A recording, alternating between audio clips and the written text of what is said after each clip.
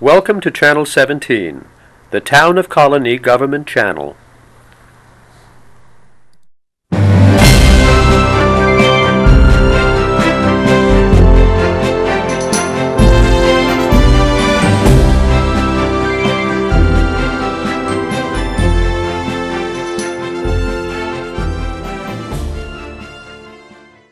Hello and welcome to Getting to Know You. I'm your host, Robert Jaquay. On today's program, we're going to be talking with Dr. Clifford Siegfried, who is the director of the New York State Museum. The New York State Museum is one of the most visited cultural institutions in upstate New York. Let's go meet him and find out why. Cliff, thank you very much for agreeing to be a guest on my show today. Glad to be here. Now, before we start talking about the New York State Museum and what you do there, I'd like to give the viewers a little bit of information about yourself, where you came from and how you got here. Well, I came from California a long time ago. First came to the museum as a research scientist, environmental biology in 1979. So I've been here for quite a while. As an environmental biologist, I was brought in to begin to look at acid rain, the impacts on Adirondack lakes, and I'm still doing that research to this day. In fact, yesterday I was in the Adirondacks collecting samples and monitoring one of the lakes up there. And after 14 years, I started doing more and more administrative work, eventually became the deputy director for research and collections, and then in 1999 I became director of the museum. Excellent, excellent. So you're a researcher as well. You're a specialist. And that helps to be a researcher because the museum is built on a legacy of research in the natural sciences and history. We had many of the founders of various fields of inquiry at the museum in the founding days. Began in 1836 as the natural history and geological surveys, and the intent then was mostly to look for coal. They staffed the survey with, let's say they had 4 geologists, 4 geology assistants, 1 zoologist, and 1 botanist. So you can see where their interest was. Yes. It was in finding coal primarily, but they created a wealth of collections, and because of that, they had to create the rest of the museum, the collections facility to house the collections, and eventually a public space to display those collections and interpret what we have. So it was decided at one point in time that we have all this stuff here and we need to display it or house it, and then we transform into a museum. Well, I mean, if all you do is hold the objects, the specimens, you're just a warehouse, and It doesn't really benefit the public. The information from the research may, but to really benefit the public, you need that public side of the museum. So the public side was created.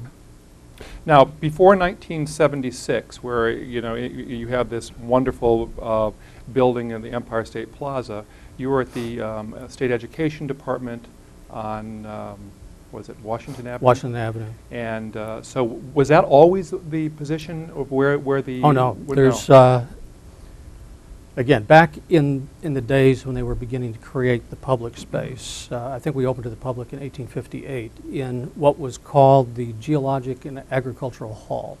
No longer exists, but prior to that time we'd been, or even after that time, we had so many collections, so many objects to store that they were spread around in 7 or 8 different buildings in various parts of Albany and Cohoes. Brought most of them together in that facility, and that was largely devoted to telling the story of paleontology and geology and agriculture. And at the time, the museum reported to, parts of the museum reported to the Secretary of Agriculture, part to the Secretary of State, part to the Education Department, and it was a mishmash and came together in the late 1800s to the form where it is now, where we're under the Regents and part of the Education Department. Okay, and that's interesting too, because it's this whole idea of education, the umbrella of having it be educational, research, but also there for people to learn and to experience that way. And in looking at some of the background information, there's a lot of integrity to the fact that the Regents is involved in being able to give an institution like this its place. Well, there are a couple real benefits to being part of the education department. Under the Regents, I mean, it's the University of the State of New York as the official term, and they regulate or charter higher education, libraries, museums, archives, the professions, all of the educational functions in New York State. So bringing those all together under the umbrella of the university helps us to have some of that credibility. And it also creates opportunities for partnerships across that university. As a director, I mean, you've already said how you came here, but what does the director of the museum do? I mean, what are your primary responsibilities? Most of our staff would ask that question too. One of the things that I found out almost the first day on the job was that once I became director, I became an expert in almost everything imaginable. I became an expert in graphic design, exhibit layout, pretty much all of those talents you need to be in a museum. But essentially, my responsibility is provide leadership, to provide direction, and make sure that the entire staff is working to fulfill the mission of the museum, and that is primarily the educational mission. Okay.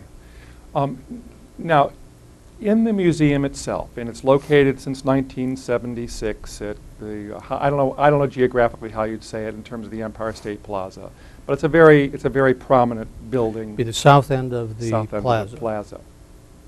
And you're there with the New York State Library, also the New York State Archives, the New York State Library. There's an office for public television as well in the Cultural Education Center. But you basically are on the main floor. I mean, when you go into the building, you really go in. Yeah, the first floor is the public spaces. That's the major galleries are on the first floor. The second floor is devoted to our museum education. That's our school groups come in, are dropped off by buses on the back of the building and get an orientation and then proceed down to the exhibit floors. Third floor is collection spaces and offices and laboratories for staff. Fourth floor is our terrace gallery, where we've got the museum carousel and exhibition space that's windows on New York. So it sort of looks out on New York and the major regions of New York and how our collections reflect those. It's a large part of the building. It's all told, we occupy close to 500,000 square feet, so it's a big space. Now, let me just pull back a little bit. Is it unusual or unique for New York State to have a state museum, or is this something that you can find in other states in the country? Well, all told, there's somewhere in the neighborhood of 75 state museums in North America, or in the United States, that some have chosen to have a separate museums for natural sciences, history, and art. North Carolina has that arrangement. We now have two in New York State. We have the New York State Museum for Military History as well. Okay. That relatively recent, but we're one of the earliest state museums. We're the earliest continually operating research museum among the state museums.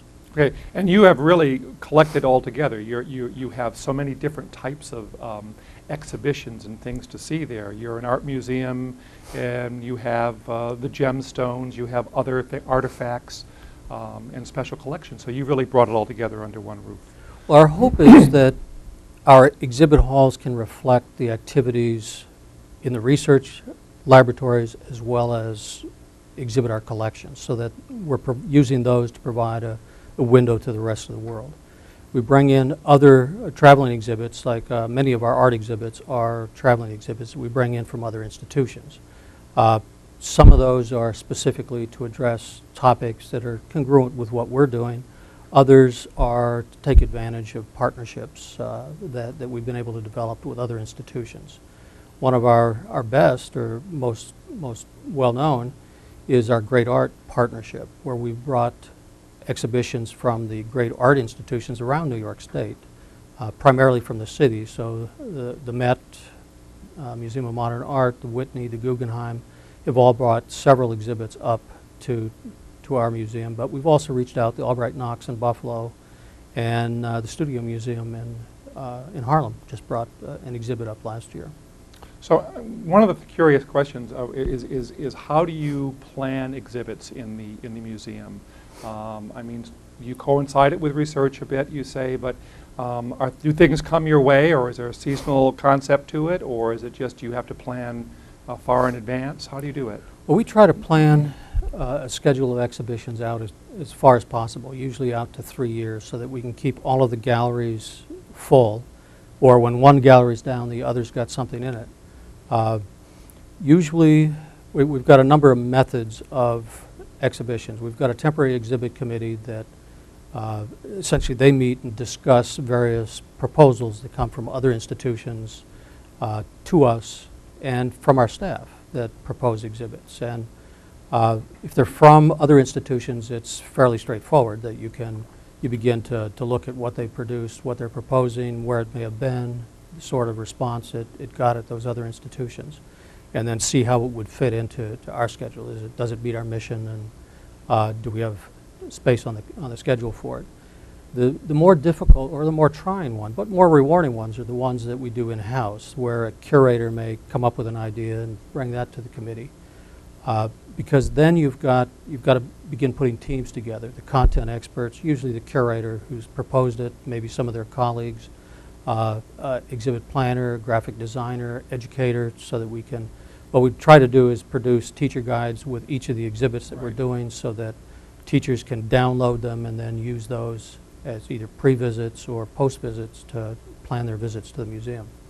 I was thinking too, spatially. I mean, you have finite space, obviously, but so the exhibit has to be in what space might be available in regards to what other things are going on there, right? For sure. I mean, that's we've got temporary exhibit galleries that are as small as 2,000 square feet, and others that go up to 6,000 square feet. So, depending on what the proposed exhibit is, it fits into different slots.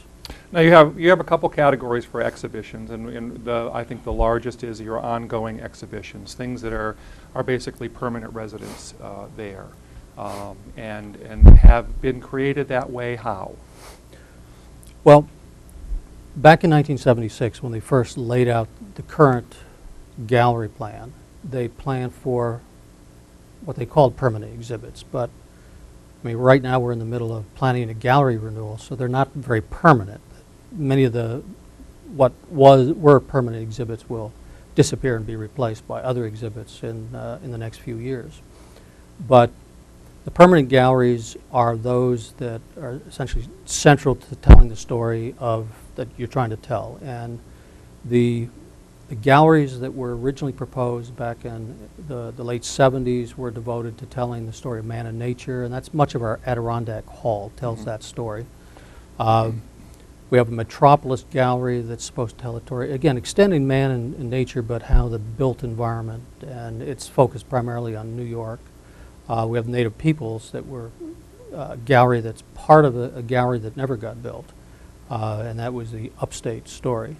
Of course, there's always the budgeting issues. How do you pay for it? And when they first opened, they had full state support for man and nature and developed the Adirondack Gallery. There was a lot of grant money secured to complete the Metropolis Gallery and the Native Peoples Gallery. But then there was a dry period, and they never completed the museum as originally envisioned. Now we're in a position where we've received an allocation, appropriation a few years ago to renew our galleries. Essentially the Adirondack Gallery will be replaced by a natural science gallery that will tell a fuller story of natural science and changes over time in New York State, and a gallery that will tell the story of New York as the Empire State. Right now, many of the real stories of what makes New York the Empire State, say the Erie Canal, the role of New York in wars, diversity in New York, those stories aren't told at all, yet they're critical not only in our history but in the history of the United States. So they're stories that need to be told, and we're in the early process of planning those galleries now. We've got a design and planning firm working with us that's just terrific, and I think this will be bring the galleries back into a world-class category. Sounds wonderful. Wonderful. You mentioned a couple of the galleries or the exhibitions, and you talk about the Metropolis Gallery or the exhibition. That really is about New York City, or Originally it was New York City, the city of neighborhoods, and it told the history of New York, Ellis Island. It told the waterfront, Fulton Fish Market, and the development of the metropolis. And Skyscraper City is part of that. Most recently, it's also now houses the World Trade Center Gallery. Yes. That by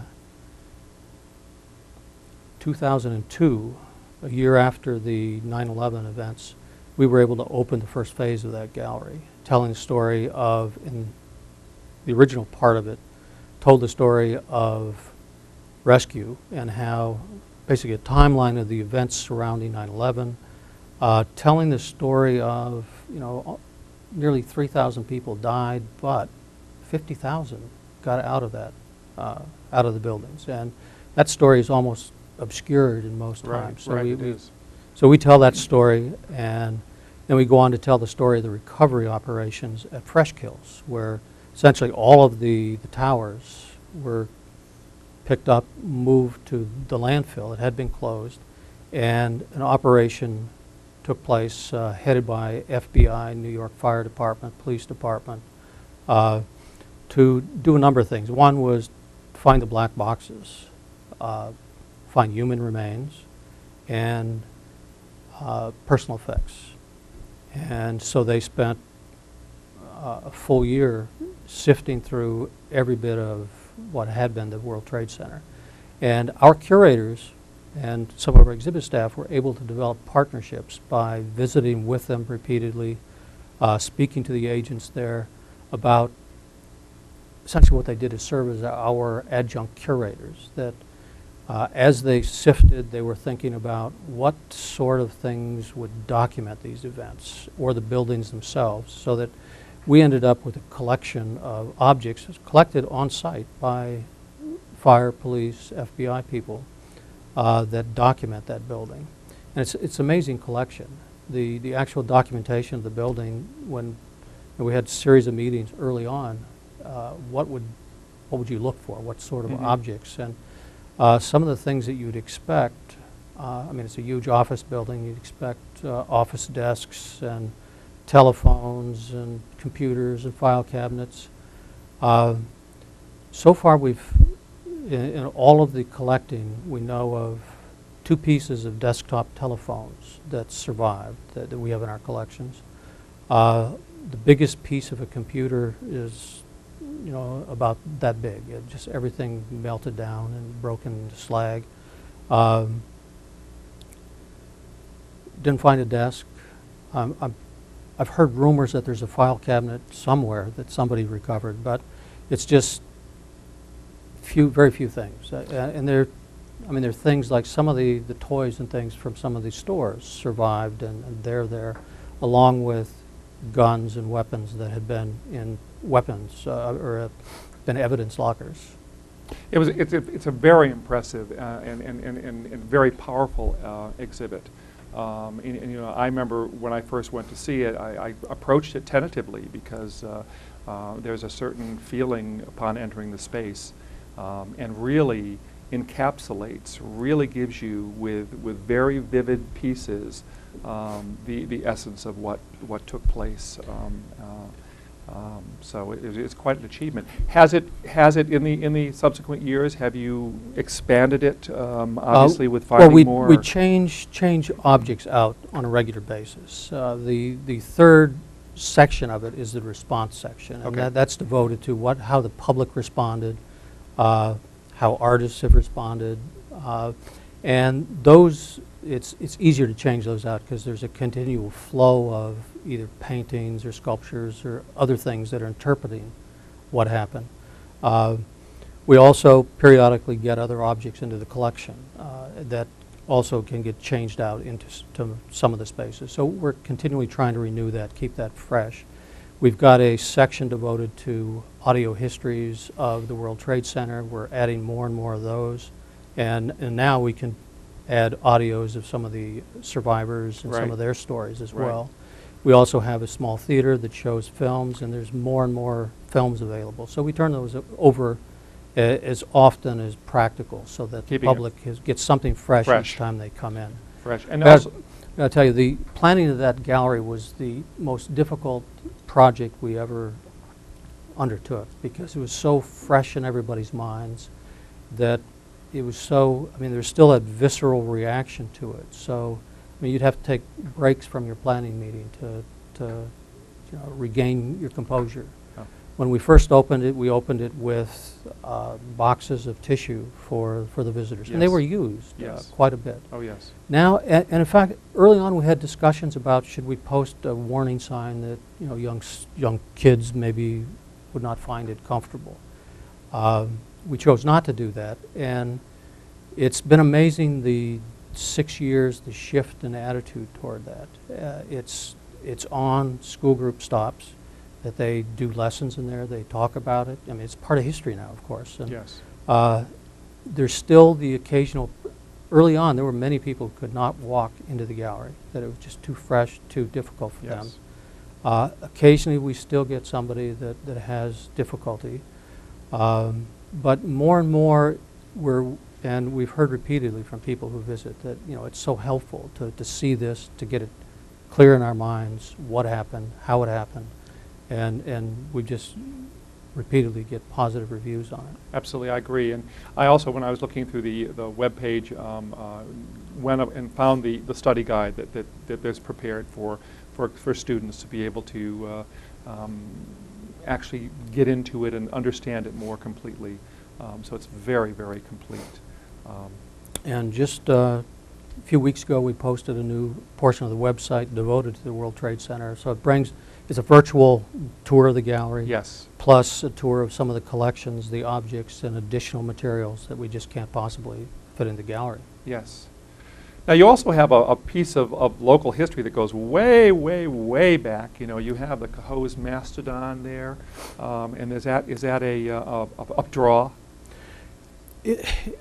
It is a draw, and I mean a lot of people come in and say, "Oh wow, a dinosaur." They don't realize it's not a dinosaur. It's only 12 to 15,000 years old, not millions of years old.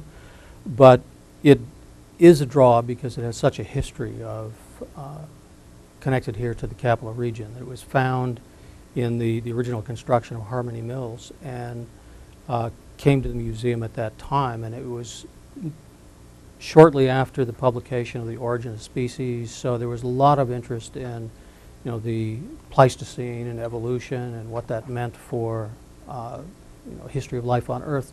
So it took on iconic status, and then it was articulated and in the old museum, so that we have this whole fan base that knew it when it was over at the other building. And when we moved to the new site in the Cultural Education Center, it wasn't articulated or on display until the late 90s, when we re-articulated it and brought in specialists that helped us with the new interpretation of how the bones should go together, so that there's a lot of advances in understanding of how the bones should go together. That originally it was the feet were pretty flat. Now they realized it probably walked sort of on tiptoes, so that changed. Angles of the bones changed, so that now when I go to other museums that have a different articulation, you know immediately that it's wrong, and they need to update what they've done with it. Was it virtually? Was pretty complete all the bones, or you have to put? No, it's really rare that you find a complete skeleton, and with ours, we've colored those fabricated bones or sculpted bones differently from the original bones, so that people can see what in fact is original and what has been crafted in order to fill out the skeleton.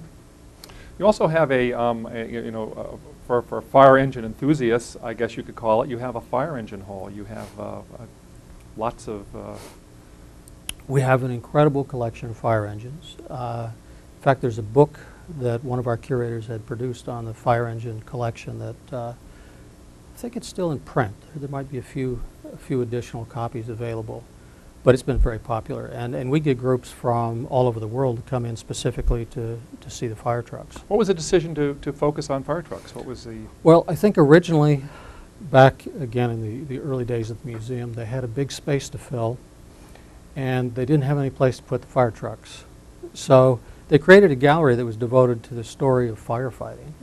Originally, there was a turnout suit that kids could try on, see about how it feels to be a firefighter.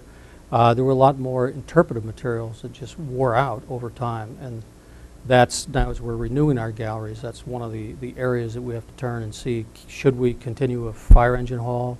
Could it be something else? And we're still in the early discussions of what's going to happen with that. And where would you house it, right?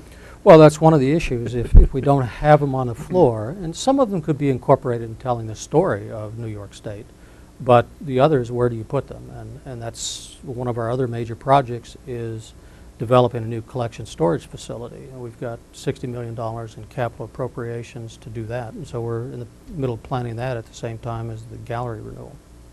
Now, when we talked about exhibitions too, and we could just probably go through the galleries and keep talking about them, and I do want to tell people that they should absolutely go and visit, be there live. That's the thing that should be done, but you can also get a little preview by going to the website, and we'll put the website up there. So you can get an idea of the different collections that are there at the museum.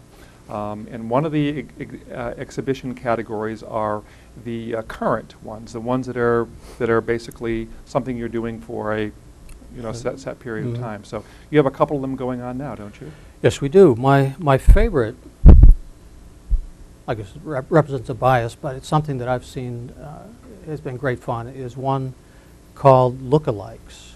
There's an author of children's book, Joan Steiner, who develops these miniature dioramas out of everyday objects. So, but they look so real that it takes careful looking to see how she created the image that she's created in those dioramas. And she uses zippers and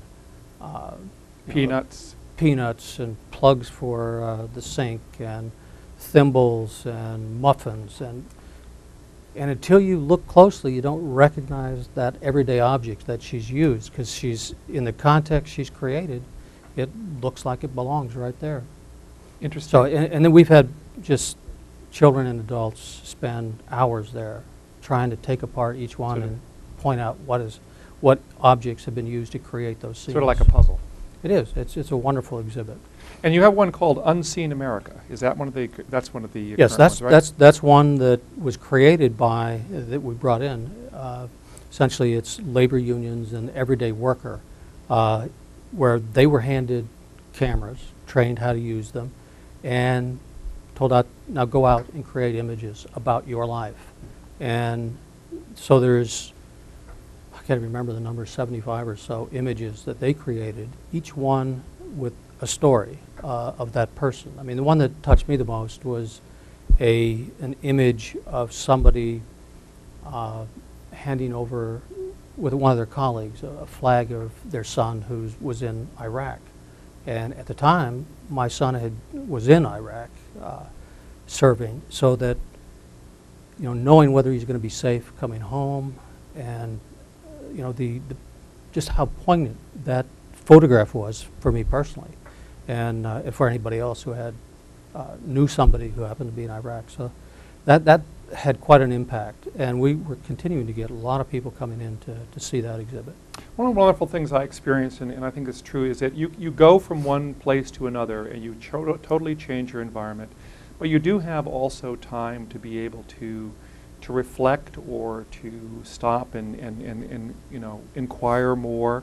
I remember an exhibit, you're going to have to help me with this one as far as the name of it, about a year and a half or 2 years ago, that was devoted to suitcases, cases, and the story it told of an individual. And that particular exhibit was extraordinarily powerful. That was one of the best exhibits we'd ever done. I mean, that was, again, an in-house exhibit generated by our curator that we had. This is the Willard suitcase collection. That's right. That they had closed the Willard Psychiatric Center, and when they closed it, they discovered these suitcases in the attic. Suitcases that each patient may have carried with them. It was their belongings, and gave sort of a snapshot of their lives. That in conjunction with the medical records, we were working with Department of Health,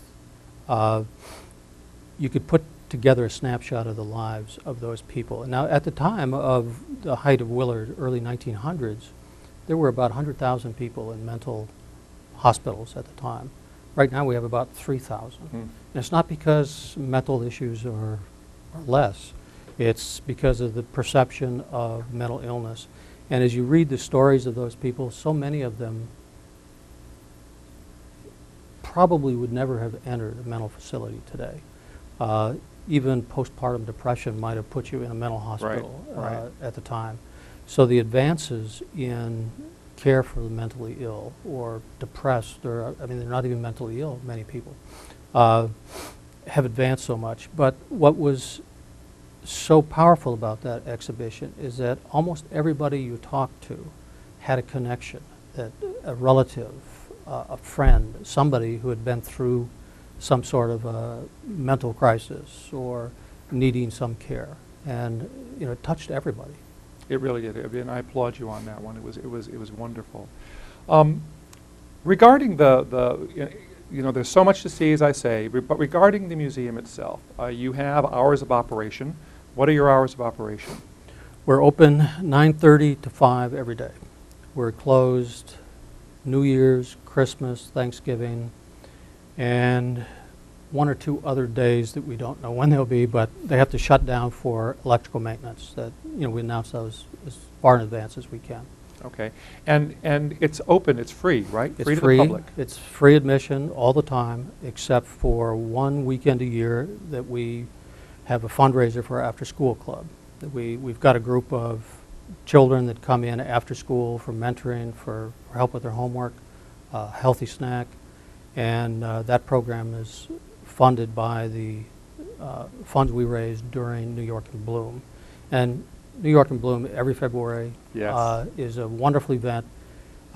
Last time we had close to 130 exhibitors interpret our exhibits through their flowers, and it's just a fabulous time. Everybody's ready for spring, and what's better than in February to go and see all those flowers. Now, but there is also a category in the museum that you can actually become a member of the museum. Yes, what would be can. an advantage to becoming a member of the museum? Well, the advantage is that you share our mission, that you're helping to fund the programs that we do around the exhibits. You're helping to bring in some of the exhibits. You have our magazine, Legacy, that gives you insight into the collections, the research, the programs at the museum, and discounts at our restaurant. We have a Subway on our 4th floor terrace, and they can get a 10% discount for every meal up there, as well as in the shop. Also, I mean, there are programs, and don't members have an opportunity to go on certain trips? Right. We have some members-only tours that, if you're not a member, you're not eligible to participate. Some of those are behind the scenes, seeing some of the collections.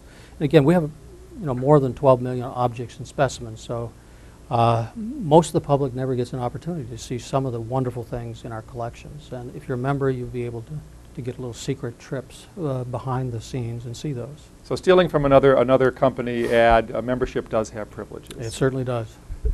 Now, when you go there, it's intended to be self-guided. You don't have guides that take people through the exhibit, or do you? We don't have guides waiting for groups to come in.